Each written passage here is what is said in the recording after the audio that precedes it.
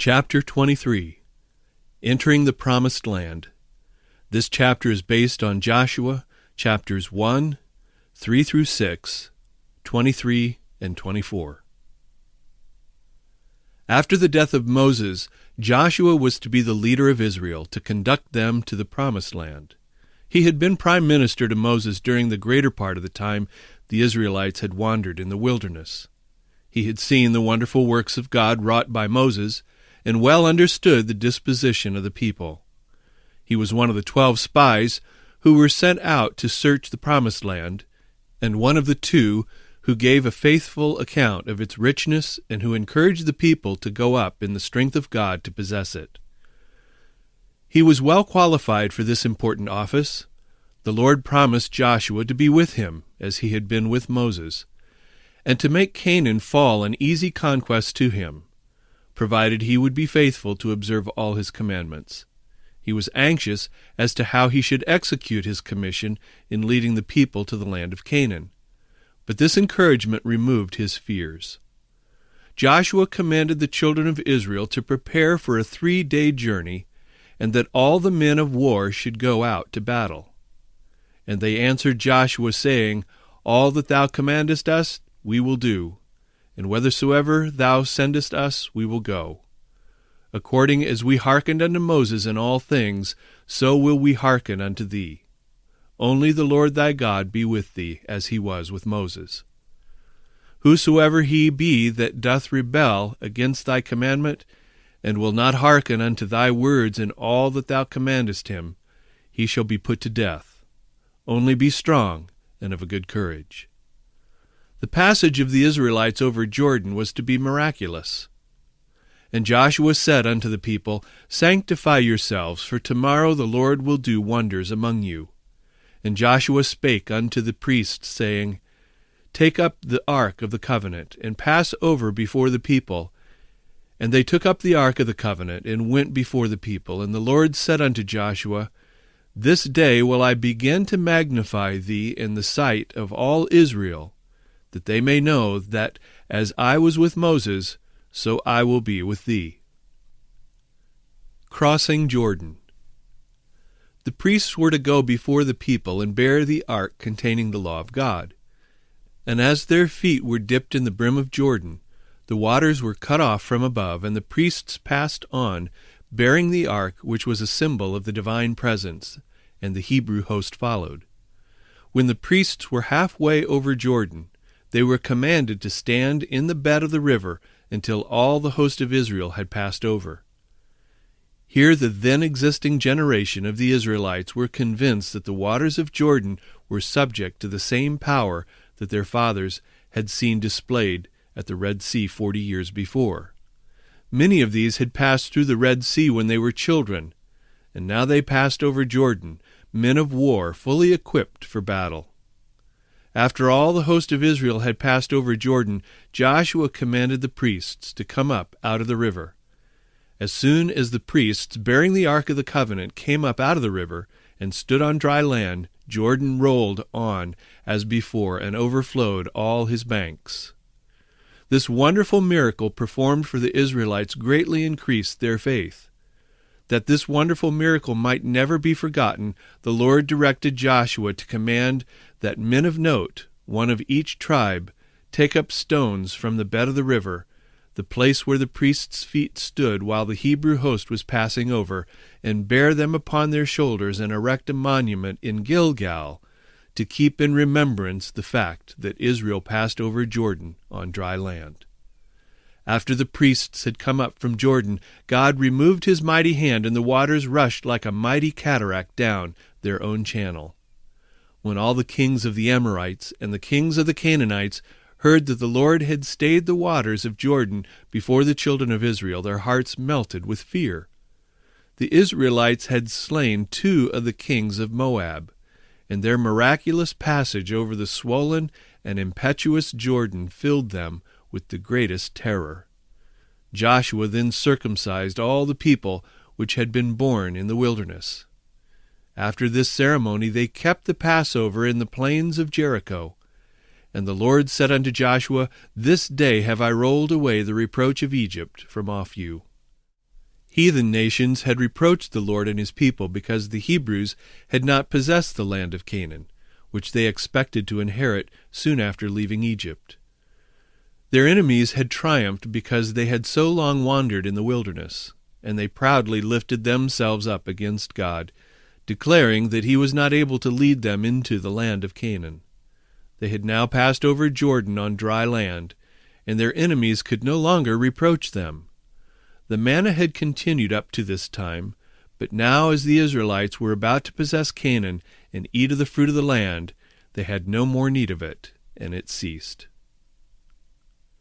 The captain of the Lord's host. As Joshua withdrew from the armies of Israel to meditate and pray for God's special presence to attend him, he saw a man of lofty stature, clad in warlike garments, with his sword drawn in his hand. Joshua did not recognize him as one of the armies of Israel, and yet he had no appearance of being an enemy. In his zeal he accosted him and said, "Art thou for us, or for our adversaries?" And he said, "Nay, but as captain of the host of the Lord am I now come." And Joshua fell on his face to the earth, and did worship, and said unto him, "What saith my Lord unto his servant?" And the captain of the Lord's host said unto Joshua, "Loose thy shoe from off thy foot, for the place whereon thou standest is holy." And Joshua did so.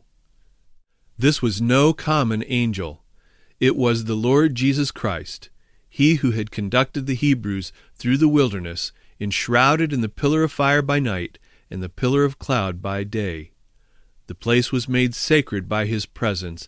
Therefore Joshua was commanded to put off his shoes. The Lord then instructed Joshua what course to pursue in order to take Jericho. All the men of war should be commanded to compass the city once each day for 6 days, and on the 7th day they should go around Jericho 7 times. The taking of Jericho. And Joshua the son of Nun called the priests, and said unto them, Take up the ark of the covenant. Let 7 priests bear 7 trumpets of ram's horns before the ark of the Lord. And he said unto the people, Pass on and compass the city, and let him that is armed pass on before the ark of the Lord. And it came to pass, when Joshua had spoken unto the people, that the 7 priests bearing 7 trumpets of ram's horns passed on before the Lord, and blew with the trumpets, and the ark of the covenant followed them. And the armed men went before the priests that blew with the trumpets, and the rearward came after the ark, the priests going on and blowing with the trumpets. And Joshua had commanded the people, saying, You shall not shout, nor make any noise with your voice, neither shall any word proceed out of your mouth, until the day I bid you shout. Then shall you shout. So the ark of the Lord compassed the city, going about it once, and they came into the camp and lodged in the camp. The Hebrew host marched in perfect order. First went a select body of armed men clad in their warlike dress, not now to exercise their skill in arms, but only to believe and obey the directions given them. Next followed 7 priests with trumpets.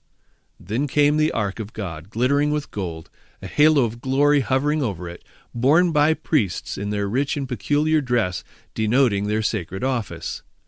The vast army of Israel followed in perfect order, each tribe under its respective standard. And thus they compassed the city with the ark of God. No sound was heard but the tread of that mighty host, and the solemn voice of the trumpets, echoed by the hills and resounding through the city of Jericho.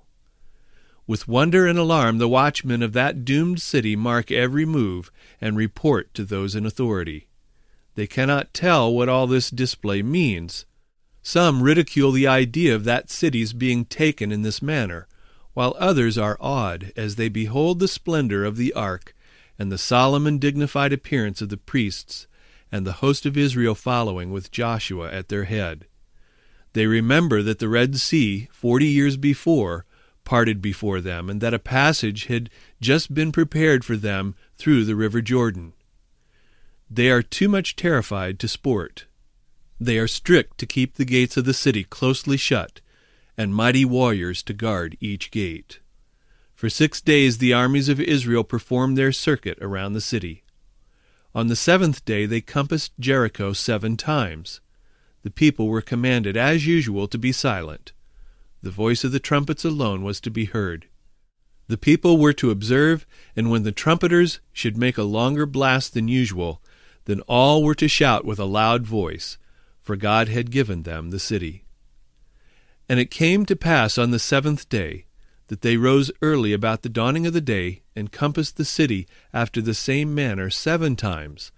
Only on that day they compassed the city 7 times. And it came to pass, at the 7th time, when the priests blew with the trumpets, Joshua said unto the people, Shout, for the Lord hath given you the city. So the people shouted when the priests blew with the trumpets.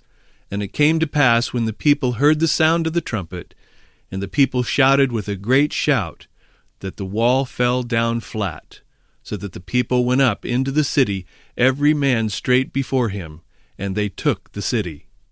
God intended to show the Israelites that the conquest of Canaan was not to be ascribed to them. The captain of the Lord's host overcame Jericho. He and his angels were engaged in the conquest. Christ commanded the armies of heaven to throw down the walls of Jericho and prepare an entrance for Joshua and the armies of Israel. God, in this wonderful miracle, not only strengthened the faith of his people in his power to subdue their enemies, but rebuked their former unbelief. Jericho had defied the armies of Israel and the God of heaven, and as they beheld the host of Israel marching around their city once each day, they were alarmed, but they looked at their strong defenses, their firm and high walls, and felt sure that they could resist any attack. But when their firm walls suddenly tottered and fell with a stunning crash, like peals of loudest thunder, they were paralyzed with terror and could offer no resistance. Joshua, a wise, consecrated leader. No stain rested upon the holy character of Joshua. He was a wise leader. His life was wholly devoted to God.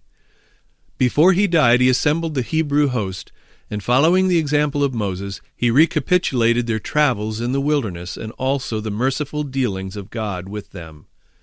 He then eloquently addressed them. He related to them that the king of Moab warred against them and called Balaam to curse them. But God would not hearken unto Balaam, therefore he blessed you still. He then said to them, And if it seem evil unto you to serve the Lord, choose you this day whom you will serve, whether the gods which your fathers served that were on the other side of the flood, or the gods of the Amorites in whose land you dwell. But as for me and my house, we will serve the Lord. And the people answered and said, God forbid that we should forsake the Lord to serve other gods, for the Lord our God, he it is that brought us up, and our fathers out of the land of Egypt, from the house of bondage, and which did those great signs in our sight, and preserved us in all the way wherein we went, and among all the people through whom we passed. The people renewed their covenant with Joshua. They said unto him, The Lord our God will we serve, and his voice will we obey. Joshua wrote the words of their covenant in the book containing the laws and statutes given to Moses. Joshua was loved and respected by all Israel, and his death was much lamented by them.